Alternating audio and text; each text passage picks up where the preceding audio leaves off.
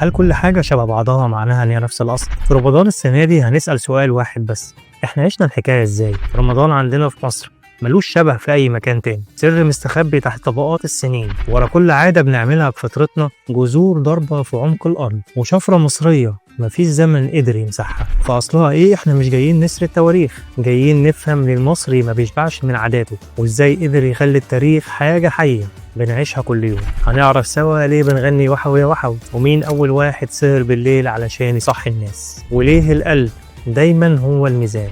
اصلها ايه؟ يعني المصري استقبلها ازاي وفهمها بروحه ازاي وعاشها بطريقته ازاي. مش بنفتش عن اصل الدين ولا بنخلط العقائد، احنا بندور على الروح المصرية اللي استقبلت الفكرة. التشابه مش معناه اصل واحد، التشابه معناه ان مصر عارفة تحتضن اي معنى كبير. هنمشي في شوارع القاهرة بقلب مصري قديم، وهنشوف الحجر وهو بيحكي حكاياتنا اللي ما بتخلص. اصلها ايه؟ رحلة البحث عن الروح المصرية في شهر الخير. انتظرونا كل يوم في رمضان.